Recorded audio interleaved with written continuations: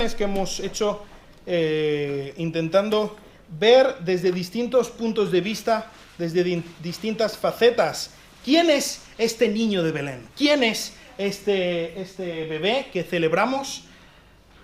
¿Quién era el bebé que estaba en el pesebre? Y hemos visto bastantes cosas de él, ¿verdad? Ya hemos visto que él es el Dios único y verdadero, que él es el creador, que él existía mucho antes de haber nacido como un bebé. También vimos que él es el hombre perfecto, ¿os acordáis? Cuando vimos que él era el gran fogonazo, él es el que nos ayuda a entender cómo debemos ser, qué es lo que Dios tiene pensado para nosotros. También hemos visto que él es el siervo de Dios. Él vino no vino a ser servido, sino a servir y a dar su vida en rescate por muchos, y por lo tanto nosotros, si somos seguidores de un siervo, nosotros también debemos ser siervos.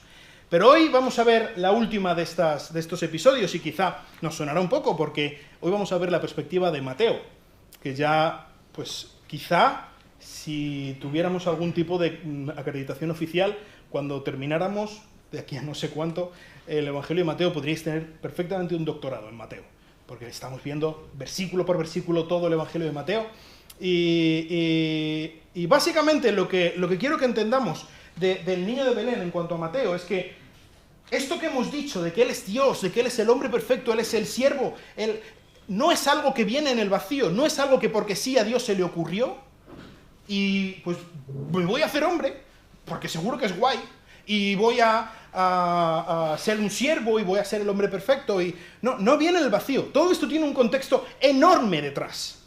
Este niño no es sencillamente Dios que se hizo un hombre. Este niño es el niño más deseado de toda la historia de la humanidad. Este niño es el niño que cumple las promesas, las ansias, los más profundos anhelos de todo un pueblo, del pueblo de Israel. Este niño es el cumplidor de profecías.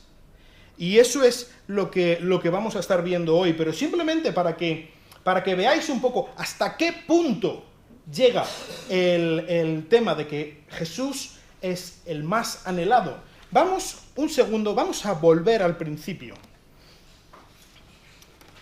¿Os acordáis que hemos visto que Él estaba en el principio, que hemos visto que Él es Dios?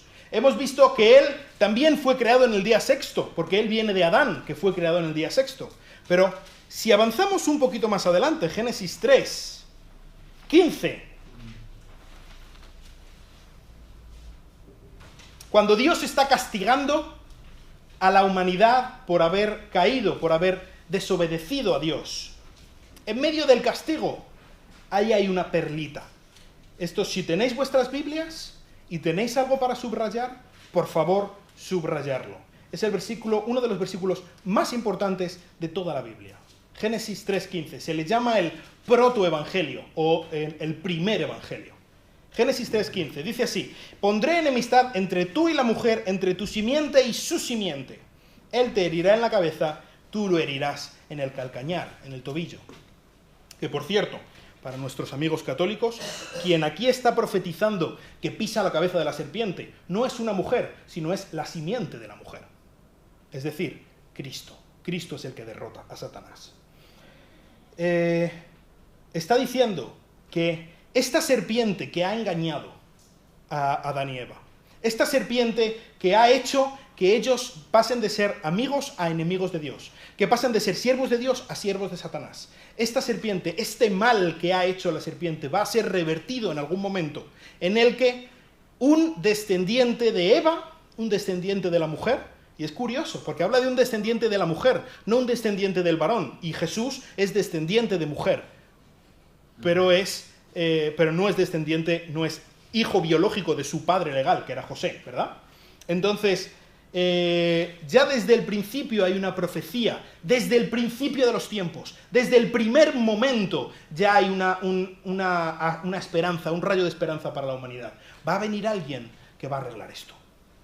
Ya desde entonces empieza a haber este anhelo, este deseo de que llegue este niño de Belén.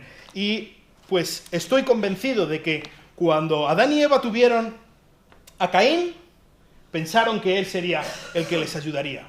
Pero no, Caín, ya sabemos todo lo que pasa con su hermano Abel, pero luego tuvieron otro hijo, que era Set, y ellos estaban súper contentos, pensaban que iba a ser, y sí, viene por medio de Set. Vemos después en Génesis 4, Génesis 5, nos habla de los descendientes de Set, los descendientes de Caín, y vemos que la línea piadosa, la línea que agrada a Dios es la línea de Set. Así que vemos que este niño tendría que venir por la línea de Set. Después de entre toda la línea de Set, Dios escoge a Noé, ¿verdad? Al único que salva, a él y a su familia, de entre toda la tierra, porque Dios destruyó la tierra. Pero la cosa sigue adelante, y entre todas las naciones que surgen después del diluvio, Génesis 12, o vamos a volver después a Génesis 12, Dios escoge a un hombre en específico, a un hombre, Abraham, ¿verdad?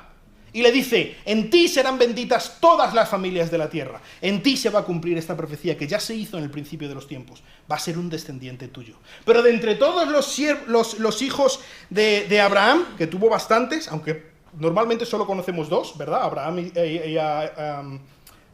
Ismael, Isaac e Ismael, pero él escoge solamente a Isaac, lo vemos en Génesis 21:12. De entre todos los hijos de Isaac, tiene dos, tiene Jacob y Esaú, Dios escoge a Jacob, lo vemos en Números 12:17. De entre todos los hijos de Jacob, de Israel, que tiene 12 hijos, ¿verdad? Las 12 tribus de Israel, Dios escoge a uno, Judá. Lo vemos en Génesis 49:10. De entre todos los descendientes de Judá, Dios escoge a uno, a David.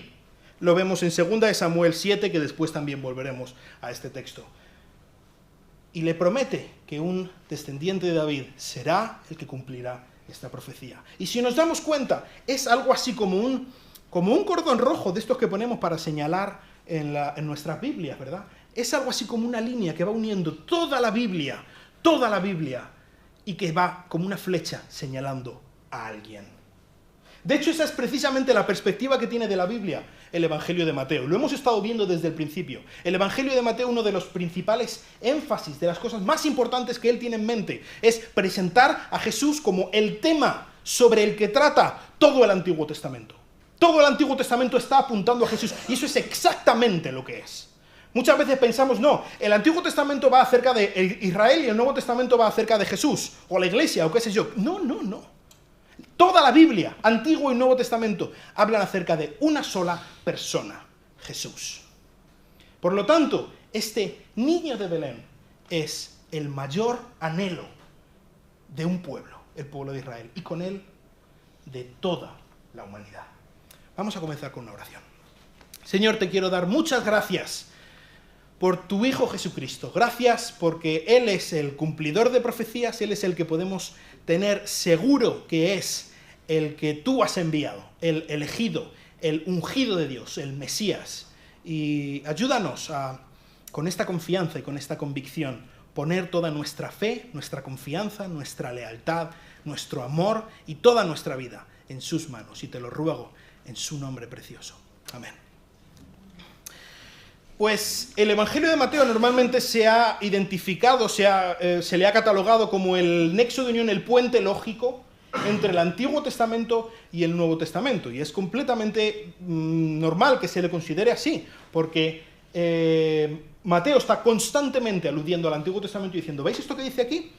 Hablaba de Jesús y aquí lo está cumpliendo. ¿Ves esto que dice aquí? Hablaba de Jesús y en esto se está cumpliendo. Está por todo el Evangelio de Mateo.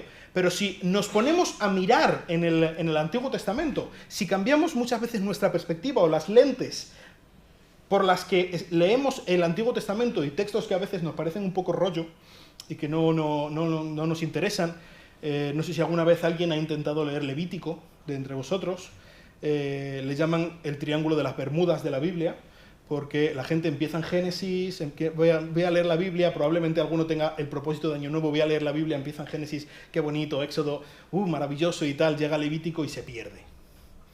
Y es complicado. Pero ¿sabes?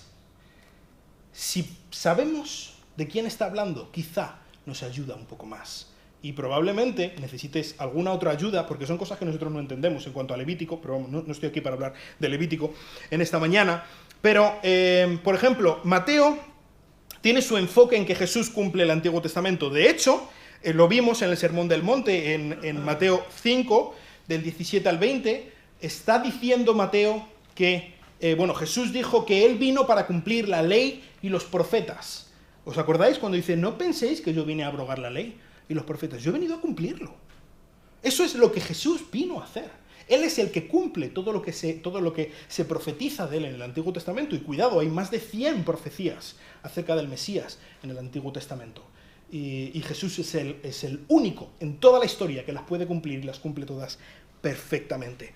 Así que este niño de Belén, este bebé, este pequeñito que está en el pesebre, es el que cumple los anhelos, es el que cumple las esperanzas de los israelitas. Y me gustaría hablar de 3 personajes importantísimos, fundamentales del judaísmo en el Antiguo Testamento, y cómo Jesús, como cumplidor del Antiguo Testamento, es el que repite, el que mejora la historia de estos 3 personajes. Y cómo el Evangelio de Mateo lo intenta hacer de esta manera. Para comenzar, me gustaría hablar de el que quizás sea el personaje más importante del Antiguo Testamento en cuanto a la importancia para los judíos. Y estoy hablando de Moisés, el libertador, el que le dio la ley a los israelitas, el que le hizo de un pueblo, de un puñado de esclavos, una nación, ¿verdad? Allí en Sinaí. Y Jesús, este niño chiquitito que estaba en el pesebre, él era el nuevo Moisés. ¿Y por qué estoy diciendo esto? Pues, para empezar, este evangelio, el evangelio de Mateo, es el único que nos cuenta un episodio del que hoy hablaba brevemente Marcos, en el que hay unos magos de Oriente, ¿verdad?, que están buscando al rey. Hace algunos años estuvimos hablando específicamente acerca de estos magos en un mensaje de Navidad. No sé si os acordáis, hablábamos de lo que significaba el oro, el incienso y la mirra, los 3 regalos que le dieron a Jesús al nacer. De nuevo, recordar, no sabemos si eran 3, no sabemos si eran reyes, sabemos que eran magos, es lo único que se nos dice.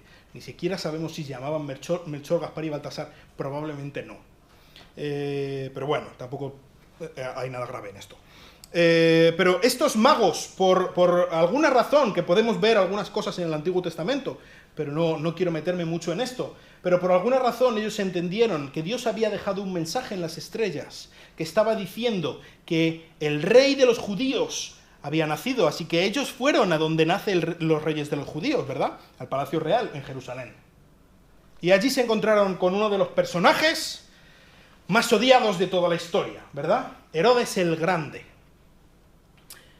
Un personaje malvado, un personaje despiadado, un personaje paranoico, y de verdad que lo era. Podemos saber por los registros históricos que decía creo que era Augusto César, decía que era más seguro ser un cerdo de Herodes que ser su hijo, porque masacró a su familia. O sea, era un paranoico, pensaba que todo el mundo estaba en su contra y mataba a todo el mundo que estaba a su alrededor. Y entonces, pues imagínate, a este hombre le llegan unos magos de Oriente y le dicen, a ver dónde está el rey que ha nacido. ¿Qué? ¿Cómo? ¿Qué rey? ¿De qué me estás hablando? Y entonces él indagó, lo vemos en el capítulo número 2 de Mateo, a ver dónde nacería el rey, y ya hemos hablado de esto, Miqueas 5:2, ¿verdad? Dice, lo encontramos citado en el versículo 6 de Mateo 2, y tú, Belén, tierra de Judá, de ningún modo eres la más pequeña entre los príncipes de Judá, porque de ti saldrá un gobernante que pastoreará a mi pueblo Israel. Entonces, Herodes llamó a los magos en secreto y se cercionó con ellos del tiempo en que había aparecido la estrella. Y enviándolos a Belén, dijo, id y buscad con diligencia al niño, y cuando lo encontréis, avisadme para que yo también vaya y le adore. Y habiendo oído al rey, se fueron, y aquí la estrella que habían visto de oriente iba delante de ellos, hasta que llegó y se detuvo sobre el lugar donde estaba el niño. Versículo 12, habiendo sido advertidos por Dios en sueños que no volvieran a Herodes, partieron para su tierra por otro camino. Dios les avisó, a ver, no volváis donde Herodes porque quiere matar a este niño. Versículo 13, después de haberse marchado ellos, un ángel del Señor se le apareció a José en sueños, diciendo, levántate, toma al niño y a su madre y huye a Egipto. Y quédate allí hasta que yo te lo diga, porque Herodes va a buscar al niño para matarle. Y a partir del versículo 16 vemos que Herodes, en su paranoia y en su maldad absoluta, ordena la matanza de todos los niños de los alrededores de Belén, de 2 años y menores. Y yo estoy absolutamente convencido que la persona, el judío que estaba leyendo esto por primera vez, enseguida se le encendió una luz y pensó, ¿esto a qué me suena? Esto me suena a algo. ¿Se os ocurre a qué le puede sonar? Moisés. Un personaje, un rey malvado, paranoico, que mata a todos los niños y que este niño puede escapar de una manera milagrosa. Moisés. ¿Veis? Es un paralelo directo, es clarísimo. Mateo, ya no estoy diciendo que Mateo se lo esté inventando, pero Mateo está presentando los datos que él tiene de una manera que claramente a los primeros lectores les venía a la mente, pero está hablando de... es como Moisés, ¿no? Está rememorando la historia de Moisés. Y es que el Mesías tenía que ser un nuevo Moisés. Un nuevo Moisés. Lo dice, por ejemplo, en Deuteronomio 18, del 15 al 19, ahí dice, Moisés dice que después de él vendrá otro profeta y que le escuchen a él. Este otro profeta es algo que ya venían esperando los israelitas. De hecho, una de las cosas que le preguntan a Juan el Bautista, cuando le están diciendo, ¿tú quién eres? Y le dice, ¿eres el profeta? ¿De qué profeta está hablando? Del nuevo Moisés. Ellos estaban esperando que viniera un nuevo Moisés. Así que, y precisamente, ¿hacia dónde huye José cuando huye con su familia para salvar al niño? A Egipto. Huye precisamente a Egipto. Así que Jesús es este nuevo Moisés que estaban esperando. Y de hecho, su propio nombre lo dice. En su nombre tenemos algo muy, muy característico de que él es el nuevo Moisés. ¿Quién fue el sucesor de Moisés? Josué, ¿verdad? Josué fue el que cruzó el Jordán con el pueblo de Israel y conquistó la tierra. Así que es lógico que el nuevo Moisés se llame como su sucesor, y es exactamente el mismo nombre. Josué y Jesús. Hay solamente una pequeña diferencia debido a la evolución del idioma durante los 1500 años que pasaron entre Josué y Jesús. Josué es Yoshua, Jesús es Yeshua, pero es el mismo nombre y significa Jehová salva. El Señor es Salvador.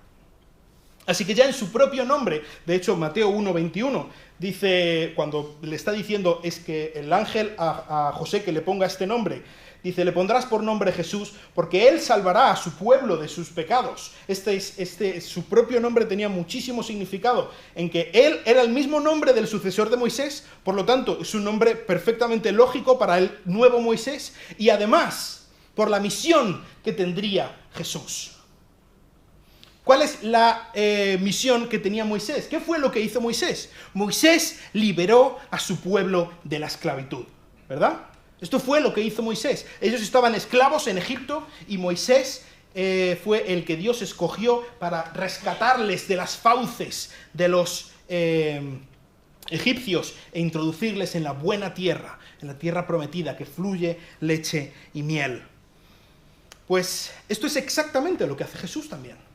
Él es el que libera al pueblo de la esclavitud. ¿De qué esclavitud? Bueno, para empezar, por ejemplo, Juan 8:32 dice, y conoceréis la verdad, y la verdad os hará libres.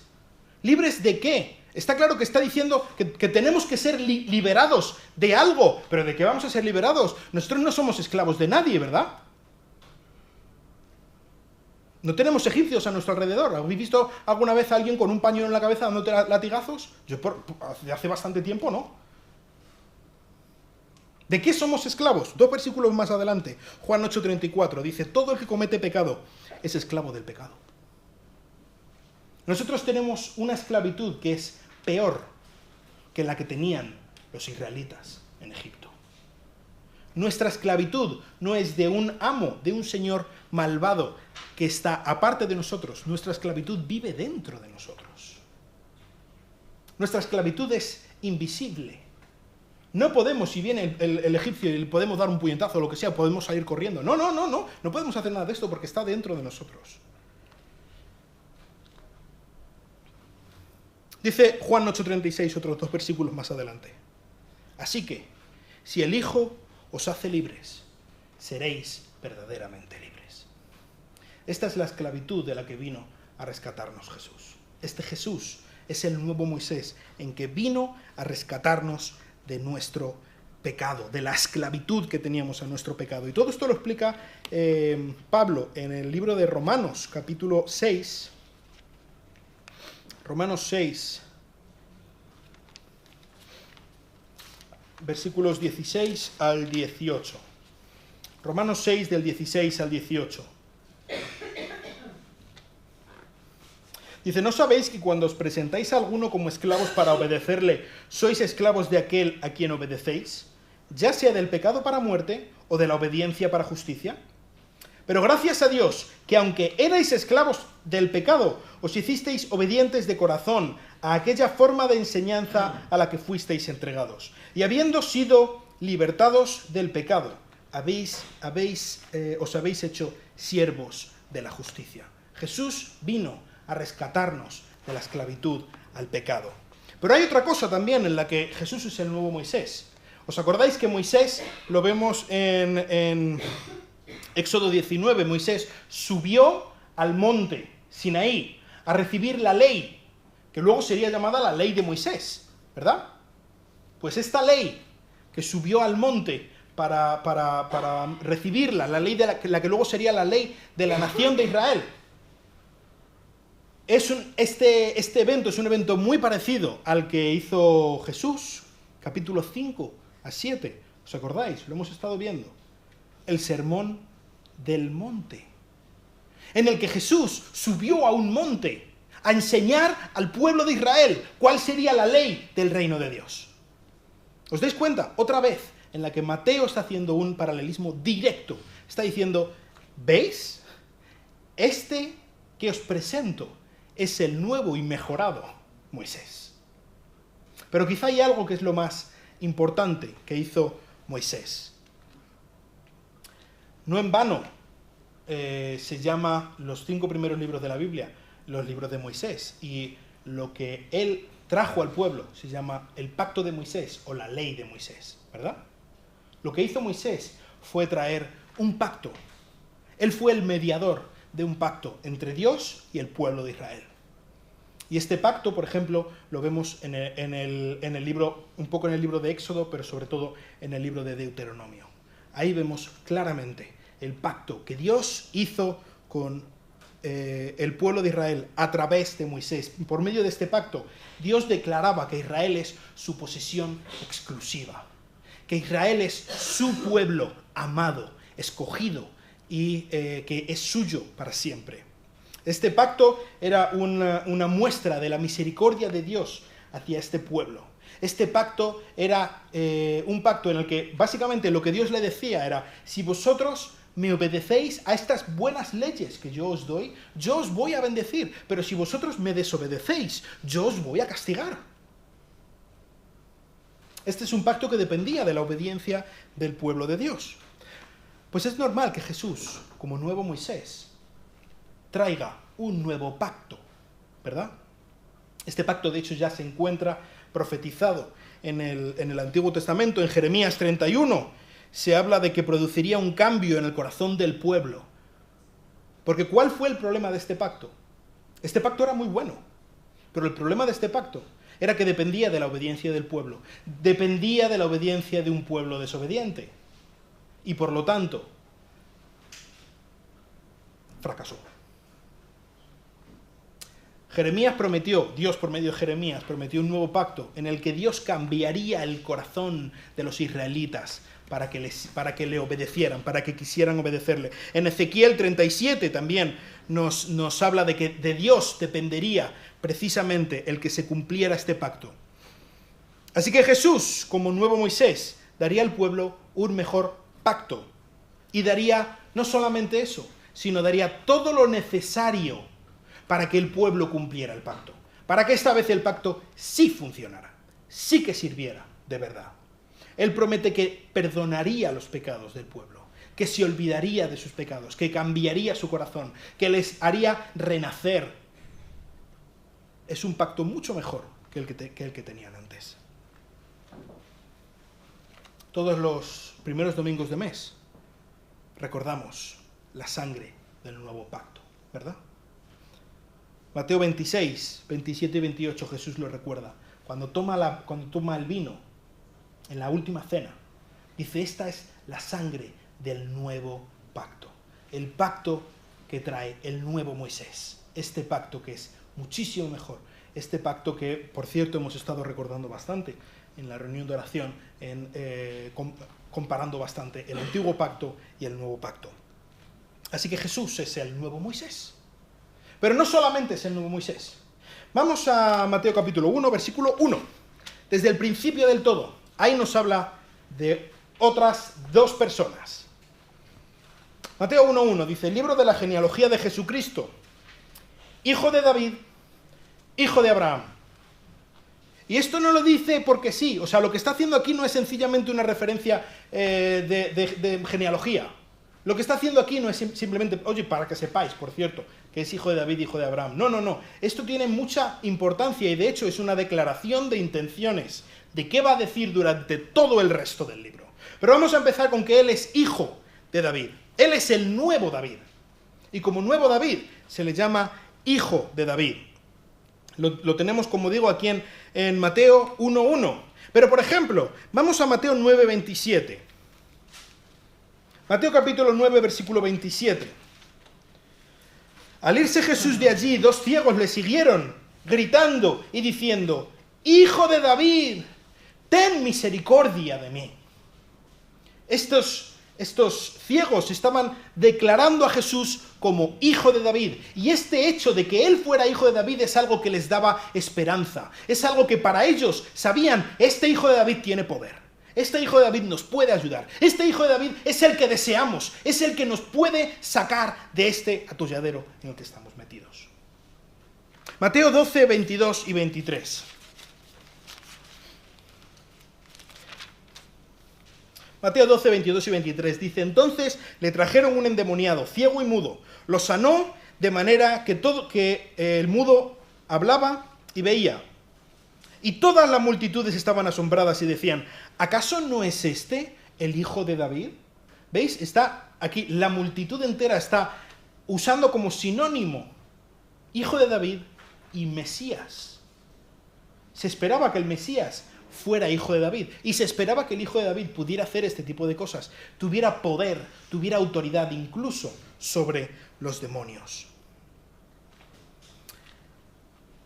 Mateo 21, a partir del versículo 9. Bueno, ahí tenemos la multitud clamando, Hosana al hijo de David. Cuando Jesús está entrando, la entrada triunfal de Jesús en Jerusalén, lo que celebramos cada año el Domingo de Ramos, ¿verdad? Le aclaman como hijo de David. Para que veáis la importancia que tiene este título para la mentalidad de los judíos. Pero quizá el clímax de lo que significa este título lo vemos en el capítulo 22, versículos 41 a 46. Si queréis lo podéis leer en vuestra casa. Es muy interesante este texto, muy interesante. Y paraos un poco a pensar qué es lo que está queriendo decir Jesús.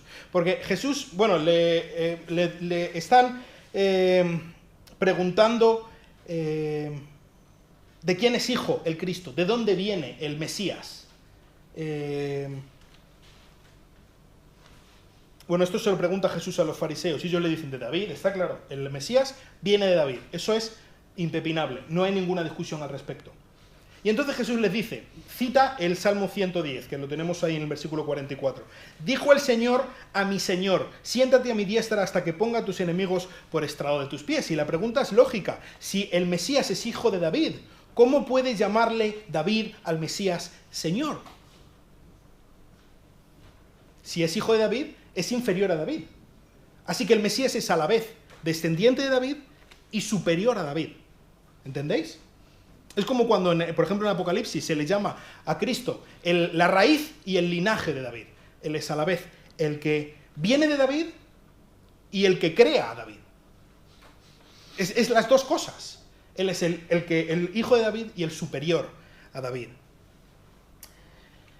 Y así que el Mesías se esperaba que viniera David, que fuera un nuevo David. Creo que una de las razones más obvias para pensar que este niño era el hijo de David es precisamente, como decimos, es el niño de Belén. Belén era el pueblecito de David.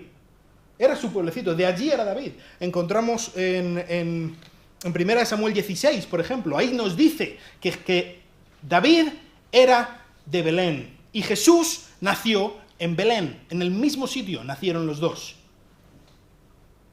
De hecho, el Mesías tenía que nacer ahí, como hemos visto por la profecía de Miqueas. Por ejemplo, hace poco estuvimos hablando que Mateo 12, 21, Jesús, cuando le preguntan acerca del Shabbat, de qué es lo que se puede hacer y no se puede hacer, Jesús alude a algo que hizo Jesús, la misión que tenía David, perdón.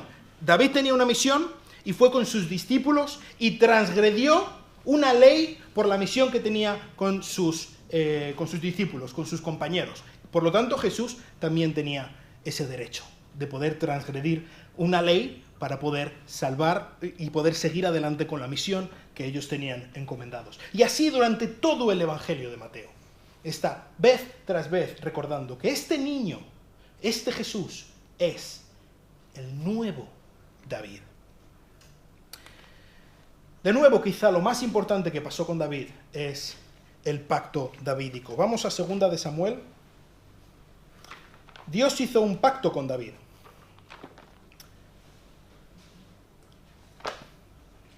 Un pacto que ya lo hemos visto alguna vez.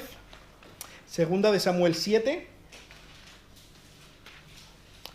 A partir del versículo 12. Dice así, cuando tus días se cumplan y reposes con tus padres, levantaré a tu descendiente después de ti, el cual saldrá de tus entrañas y estableceré su reino. Él edificará casa a mi nombre y yo estableceré el trono de su reino para siempre. ¿Os dais cuenta? Dios le promete a David, hay un descendiente tuyo que vendrá de ti y yo haré que él sea el rey eterno. Que Él sea el gran rey sobre tu trono. Alguien de tu familia se sentará sobre el gran reino. Y ¿verdad que el tema del reino de Dios es algo que se habla bastante en Mateo? Es uno de los temas principales del Evangelio de Mateo. ¿Sabéis por qué Jesús tiene el derecho de fundar el reino de Dios? Porque es hijo de David. El hecho de que Él es hijo de David es lo que le da el derecho a ser rey. Si estamos hablando del reino de Dios, es precisamente porque Él es hijo de David. Y eso le da el derecho, la autoridad de ser rey. El libro de Mateo termina, Mateo 28, con lo que llamamos normalmente como la Gran Comisión. Mateo 28, 18. Dice, y acercándose Jesús les habló diciendo, toda autoridad me ha sido dada en el cielo y en la tierra. Toda autoridad le ha sido dada a Jesús.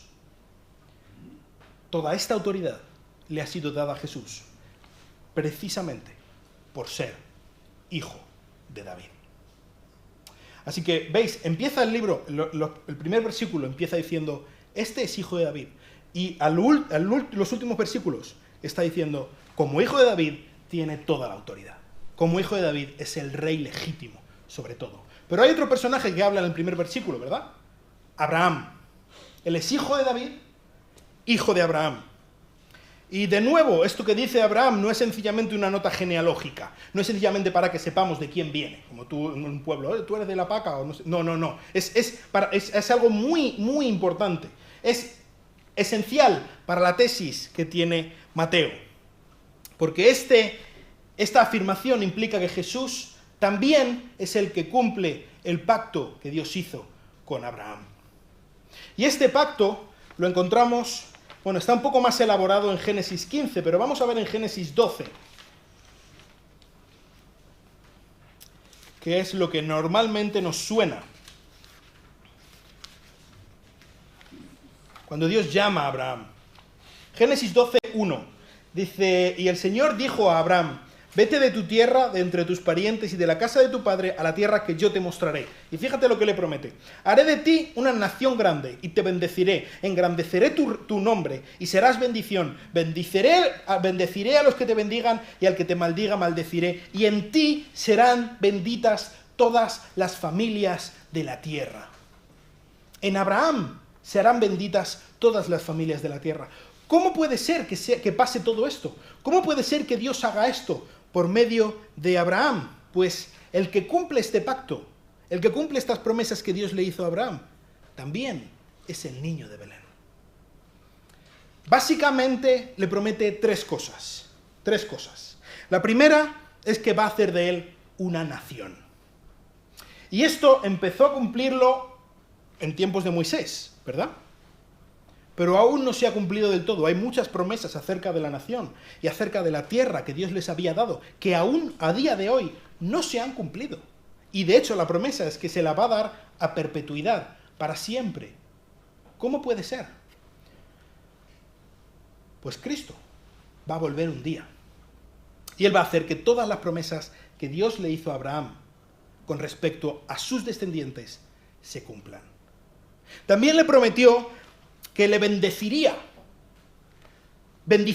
a Abraham, que bendeciría a este hombre. Y es verdad que le bendijo mucho, le dio muchísimas propiedades, le dio muchísimos descendientes. El hijo de Abraham era David, era Salomón, eran grandes hombres de Dios, pero aún así el pueblo de Israel sigue siendo rebelde a Dios. Aún no se ha culminado la bendición que Dios le dio a Abraham. Y esto es algo que Cristo cumplirá cuando Él vuelva. Él hará que todo Israel, como dice Pablo, todo Israel será salvo. Todo Israel disfrutará de las bendiciones que Dios le ha dado. Pero quizá la más importante para nosotros que no somos judíos es que Dios haría que Abraham fuera una bendición para todo el mundo. ¿Cómo va a hacer esto? ¿Cómo Abraham puede ser una bendición para todo el mundo? Por medio de su descendiente, Jesús. Por medio de Jesús, Dios traería salvación, redención para todas las personas de cualquier país, de cualquier idioma, de cualquier raza, de cualquier cosa, para todas las personas que crean en Cristo como su Salvador. Esta es la mayor bendición que pudo haber traído nadie y la trajo a Abraham por medio de Jesús. Jesús es el que instituye el reino de los cielos. Jesús es el que comienza la renovación de Israel, como hemos estado diciendo. Pero Jesús es el que va a bendecir a todo el mundo. Y como estábamos viendo antes, este libro termina con la Gran Comisión. Y estábamos viendo que la Gran Comisión está enraizada en la autoridad de Jesús como hijo de David. Pero hay algo muy importante de la Gran Comisión. Fijaos, me quedé en el versículo 18. Vamos a repetirlo. Acercándose Jesús les habló diciendo, toda autoridad me ha sido dada en el cielo y en la tierra. Versículo 19. Id, pues, y haced discípulos de todas las naciones, bautizándolos en el nombre del Padre y del Hijo y del Espíritu Santo, enseñándoles a guardar todo lo que yo os he mandado. Y he aquí, yo estoy con vosotros todos los días, hasta el fin del mundo. Jesús está diciendo a sus seguidores, yo soy el que cumple la promesa a Abraham. Ahora, vosotros, ayudadme a hacerlo.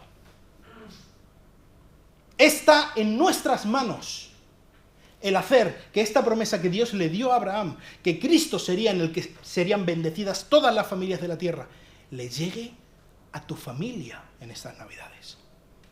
Está en tus manos que por medio de Abraham, por medio de Cristo, esta bendición tan grande de poder tener salvación eterna, de poder tener un futuro con propósito, de poder cumplir todo lo que Cristo ha preparado para nosotros, de poder satisfacer y alegrar el corazón de nuestro Padre Celestial. Esto está disponible para las personas que están a nuestro alrededor, si queremos. Nosotros tenemos la obligación de ir a todas las naciones y hacer discípulos, bautizándolos en el nombre del Padre y del Hijo y del Espíritu Santo. No sé si has creído en Cristo y no estás bautizado, es algo que debes hacer, enseñándoles a guardar todas las cosas que Cristo nos ha enseñado, y Él está con nosotros todos los días hasta el fin del mundo. Así que este niño de Belén, como cumplidor de profecías, como el gran niño deseado, ¿de qué manera puede impactar para nosotros en estas Navidades? ¿De qué manera puede cambiar la manera en que enfocamos este tiempo tan especial? Pues lo primero, como hacía Mateo, leer la Biblia. Leer la Biblia. ¿Por qué? Porque la Biblia nos habla del niño de Belén. Toda la Biblia nos habla de Cristo. Y leer la Biblia con otra mentalidad, con otro enfoque, buscando a Cristo. Es como el que tiene estábamos hablando el otro día de la parábola del que encuentra un tesoro. Pues tenemos un campo y hay un tesoro espectacular. Vamos a buscarlo. Cristo está en cada página de tu Biblia, te lo aseguro. Ahí está. Toda la Biblia habla de Él. Él es el tema de toda la Biblia. Cristo vino a liberarnos de la esclavitud del pecado. Muchas veces pensamos que Él vino a liberarnos de la pena del pecado, que Él vino a que no fuéramos al infierno. Él vino para salvarnos, Él pagó la pena de nuestro pecado, es absolutamente cierto, pero no solamente vino a hacer eso. Él vino a que ya no sirviéramos más al pecado. Él vino a que comenzáramos a servirle a Él. Él no vino para que nosotros dijéramos, Señor, sálvame de mis pecados, y yo me voy a echar la siesta o a ver qué pone en el Facebook. Y voy a estar toda mi vida voy a vivir mi vida como que no existes, como que me da exactamente igual lo que tú hayas hecho por mí. No. Él ha venido para que nosotros fuéramos libres del pecado. No solo de las consecuencias, también de la presencia del pecado en nuestras vidas. Él murió por nuestro pecado, pero también está vivo hoy para ayudarnos, para estar a nuestro lado, en nuestras luchas, en nuestras tentaciones. Él está a nuestro lado cuando queremos mentir para sacar provecho de algo. Él está a nuestro lado cuando estamos hablando mal de otros para nosotros quedar bien, ¿verdad? Él está a nuestro lado cuando intentamos ser aceptados por otras personas de maneras que no debemos. Él está a nuestro lado, Él está disponible. Recordábamos en el Nuevo Pacto, Él no solamente nos ha dado una serie de normas que cumplir, Él nos ha dado la capacidad de cumplirlas.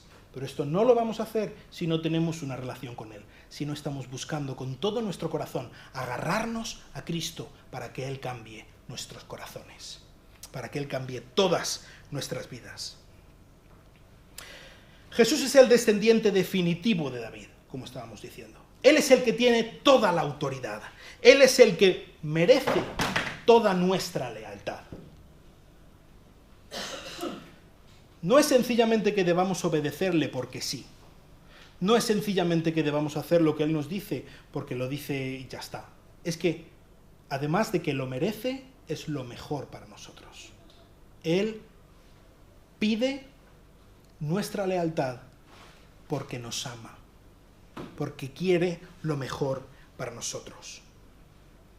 Y algo que podemos hacer para pensar en dónde está nuestra lealtad en este día.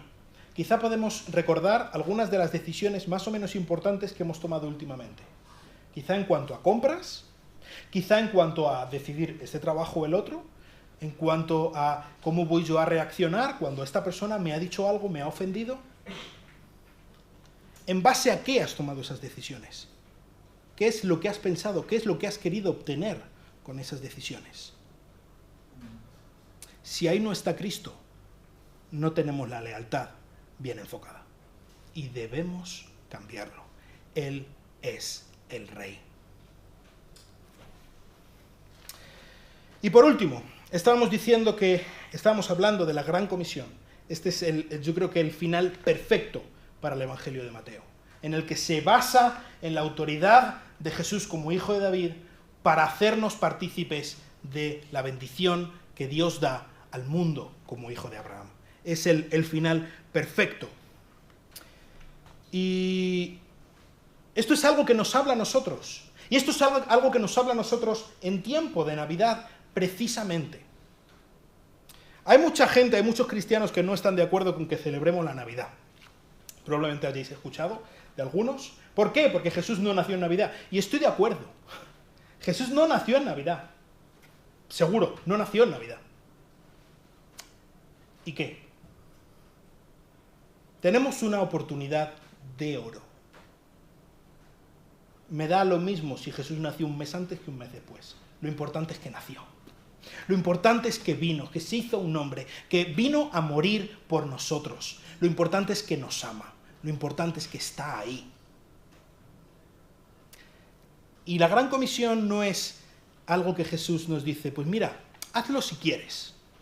Si te viene bien y no te da mucha vergüenza, pues si eso ya, ve y haz discípulos a todas las naciones. No dice eso, ¿verdad? Es muy tajante. ¿Por qué es tan tajante? Porque se basa en su autoridad como rey. Y él como rey nos ordena que en base a su autoridad vayamos y prediquemos el Evangelio a todas las personas, a todas las naciones, pero empieza por tu casa.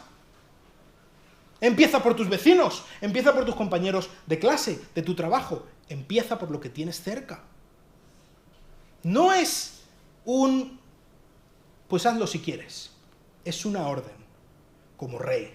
Pero también dice que él como rey está a nuestro lado todos los días hasta el fin del mundo. Está en nuestra mano que este niño deseado, que este niño que cambió el destino de este mundo hasta el punto que hoy en día contamos los años después de Cristo, ¿verdad? Está en nuestra mano que este niño nazca en los corazones de las personas que tenemos a nuestro alrededor. Cada uno tendrá que tomar su decisión, es verdad, pero nosotros somos los que debemos hablarles de este niño perfecto, de este Dios, de este siervo, de este niño deseado.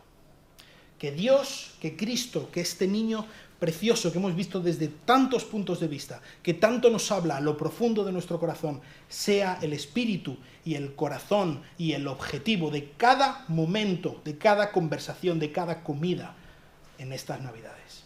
Vamos a orar. Señor, solo puedo darte las gracias. Solo podemos darte las gracias y de verdad arrepentirnos por ser tan tontos, de pensar que realmente se trata de nosotros, de pensar que pues es que me da vergüenza, es que no me apetece, es que yo creo que va a ser mejor de esta o de la otra manera. Ayúdanos a depender de ti, ayúdanos a entender que tu Hijo Jesucristo es lo más grande que ha pasado en este mundo. Que nos dejemos en paz de tonterías y de pequeñeces en nuestras vidas y apuntemos al gran yo soy, al gran Señor, a este niño deseado que no solamente ha venido para cumplir los deseos del pueblo de Israel, sino también tú nos has injertado en este árbol y ahora somos tu pueblo, y somos tus hijos, y somos hermanos de este Cristo y somos sus seguidores. Ayúdanos a vivir como ellos. Te lo ruego en el nombre precioso, glorioso y santo de nuestro Señor Jesucristo. Amén.